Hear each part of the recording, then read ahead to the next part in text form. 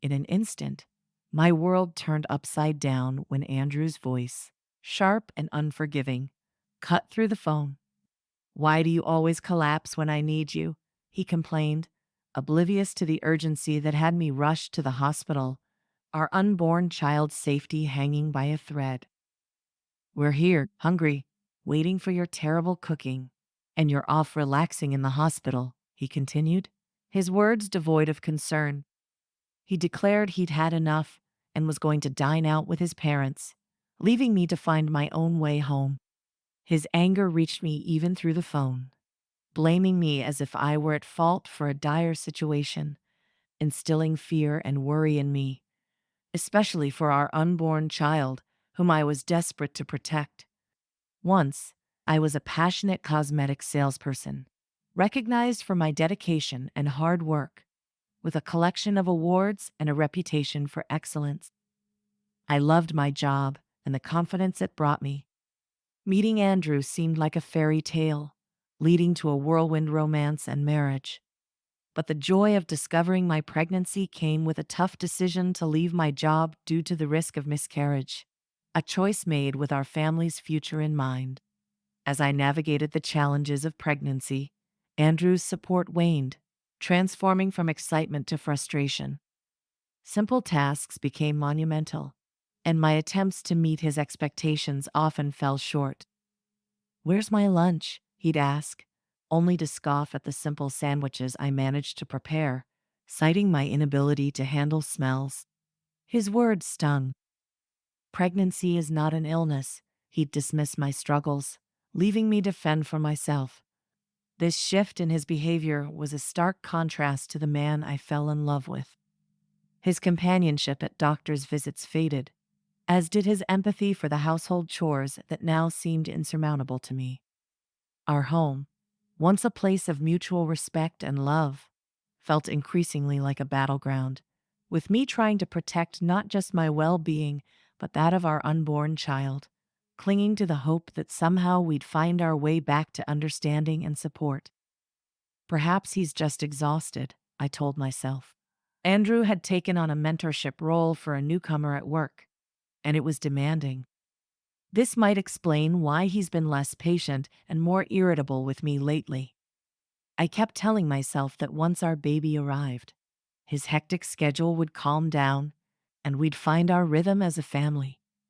"It's going to be okay," I whispered, caressing my growing belly, trying to stay positive despite the struggles with my changing body and our strained relationship. Yet, things haven't gotten better between Andrew and me. To add to the tension, my in-laws started to drop by without notice, increasing my stress levels. They questioned the cleanliness of our home and expressed concern over how we'd manage once the baby was here. Despite their criticisms, they expected hospitality and demanded I prepare something for them to eat on the spot. Caught off guard and without any preparations, I felt overwhelmed and criticized for not being a better host. Each visit from my in-laws ended with them leaving in disappointment, with Andrew siding with them, never defending me. Doing my best wasn't enough. I was left feeling inadequate in their eyes. On one such visit, after being sent out to buy groceries while heavily pregnant, I collapsed from the strain. I woke up in the hospital, learning I had passed out from overexertion, but thankfully our baby was still safe. The doctors advised a few days of rest in the hospital. Seeing missed calls from Andrew on my phone, I realized he must have been worried when I didn't return from the store. Yet, when I finally called him back, hoping for some concern or relief in his voice, I was met with anger instead. "Where have you been?" he demanded, his words harsh and unforgiving, as if my health and our baby's safety were of no concern to him. Hearing his harsh words, I shuddered.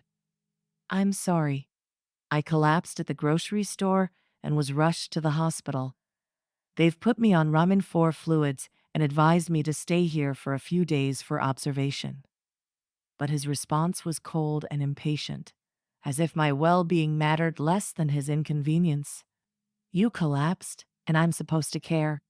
Why don't you answer when I call? You're so slow." His words cut deep, and I couldn't bear the thought of our unborn child being exposed to such negativity. Please stop yelling. It's not good for the baby, I tried to reason with him, but it was futile. He continued, undeterred by my plea for kindness. We're here starving, waiting on your terrible cooking, and you're just taking it easy in the hospital. His intent to dine out with his parents and leave me to fend for myself, even in my condition, was clear. His voice, filled with anger and devoid of concern, made me recoil. Not wanting to expose my baby to any harsher words, I ended the call, feeling utterly alone and disheartened. As I returned to my hospital room, tears began to stream down my face uncontrollably. It was in this vulnerable moment a familiar and comforting voice reached out to me. Are you okay? I looked up to find Maria, a customer I had grown close to during my days as a cosmetic salesperson, offering me a towel. Recognizing her immediately, relief and warmth flooded through me.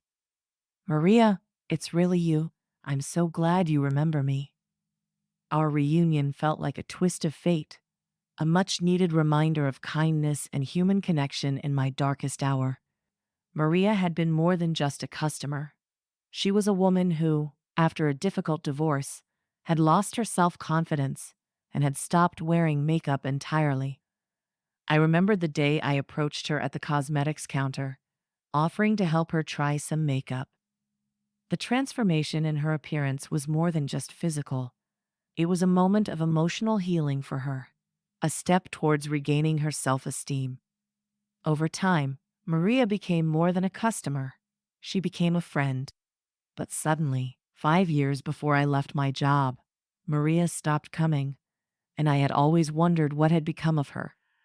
Now here she was, a beacon of support when I needed it most. I had returned hoping to reconnect with you, Maria. To my surprise, when I visited your previous place of work, I learned you had left, which really took me aback, Maria shared, her voice filled with a mix of surprise and disappointment. I apologize for suddenly dropping in. I was actually abroad for work. You see, I run a business overseas, and it's been quite hectic. It's been ages since I've had the chance to enjoy some time off.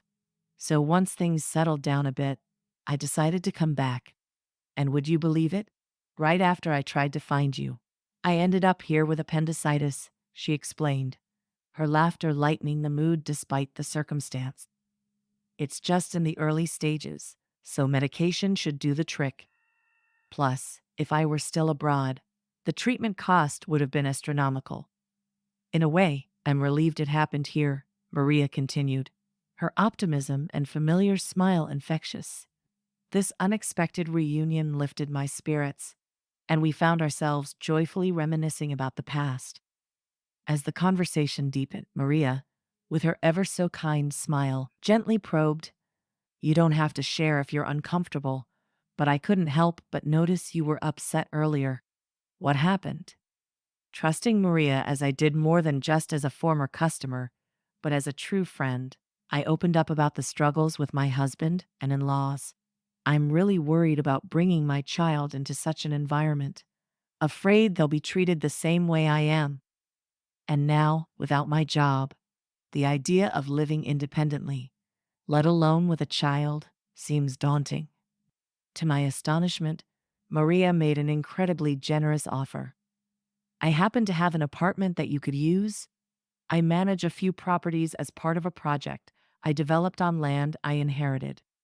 It's a cozy 2-bedroom with a separate bathroom, soundproof walls, and it's situated in a safe neighborhood close to amenities like supermarkets and a police station.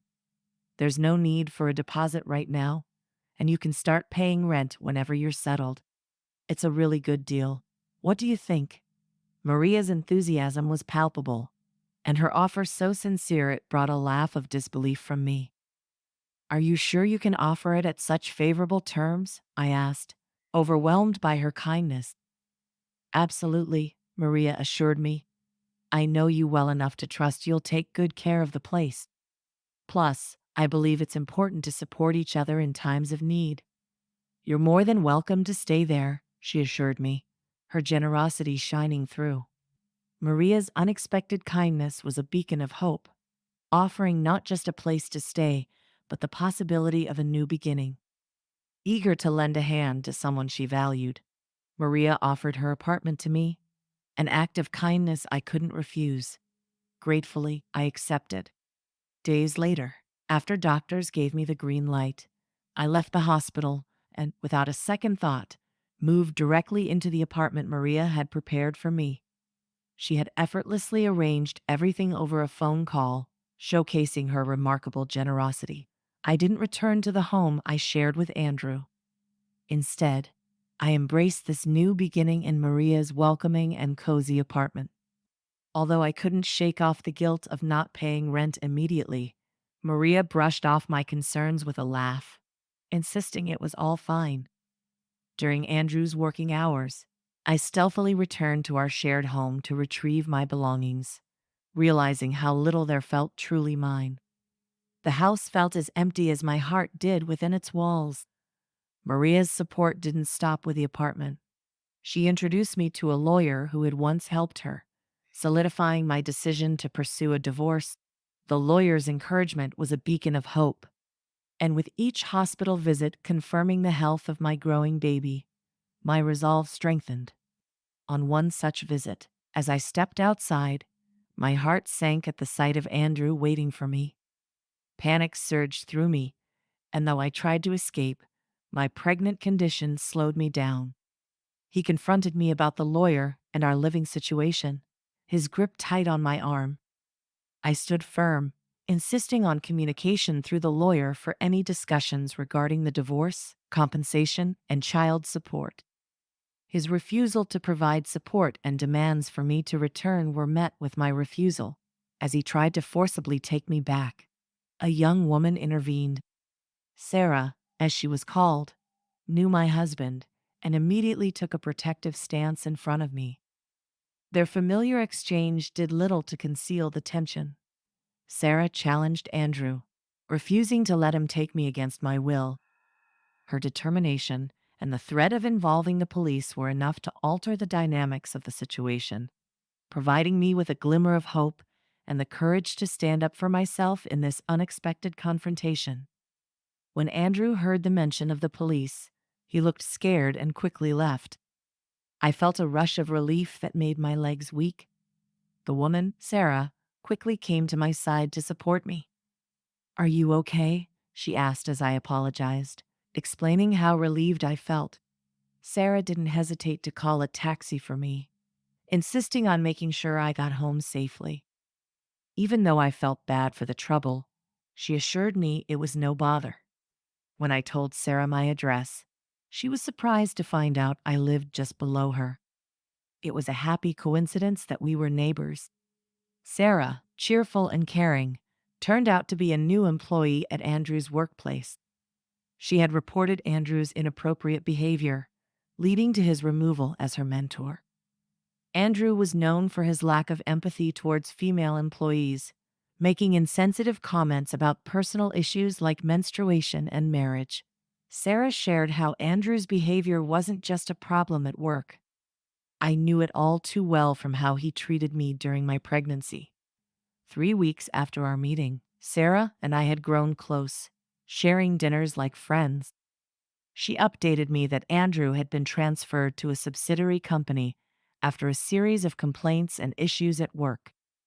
Interestingly, Sarah was the daughter of Maria, a successful businesswoman who managed several properties, including the apartment I was staying in. Andrew had bragged about handling Maria's account, but his behavior led to a shift in his professional standing. Maria had pushed for Andrew's transfer after learning about his actions both at work and towards me. Sarah, determined and capable, had taken steps to address workplace issues without relying on her mother. But once she realized I was connected to her mother, she felt compelled to act.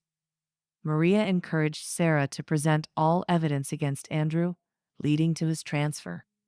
Now, with his decreased income and increased workload, Andrew's position had significantly changed.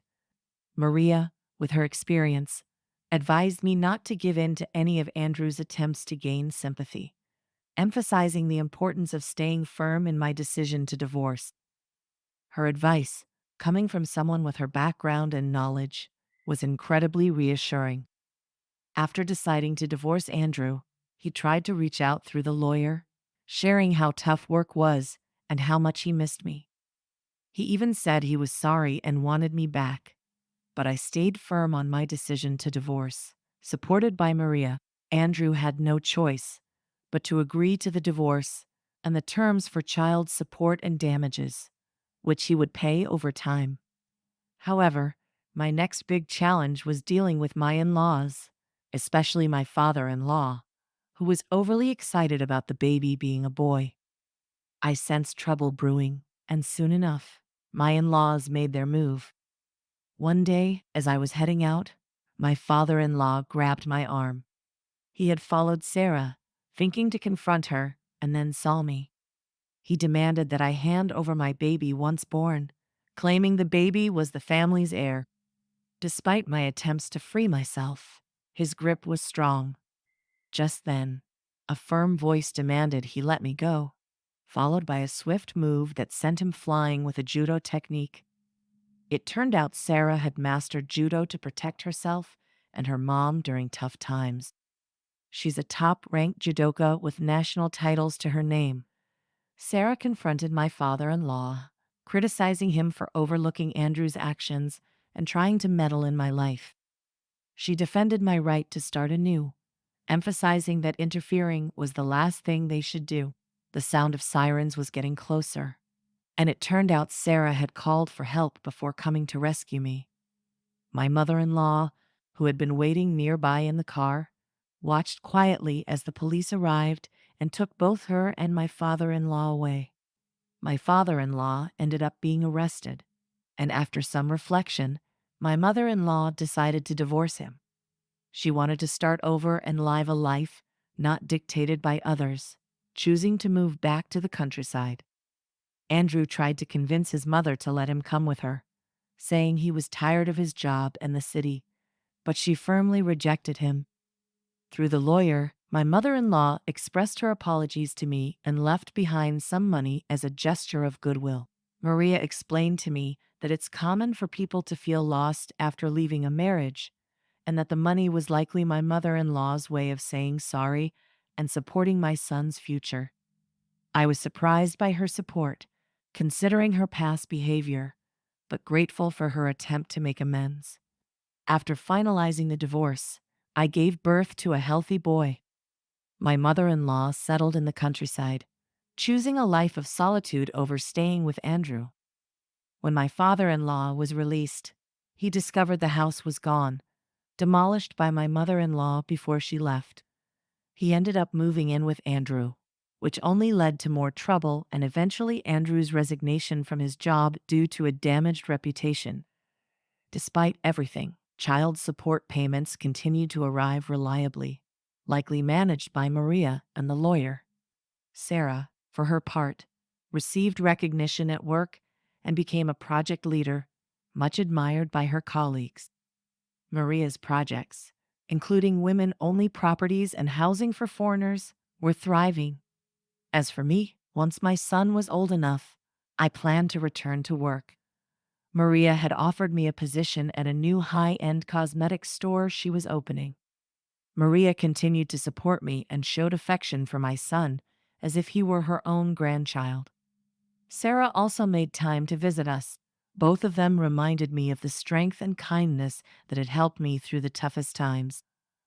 I was determined to be just as strong and protective of my son, inspired by the incredible women who had supported me.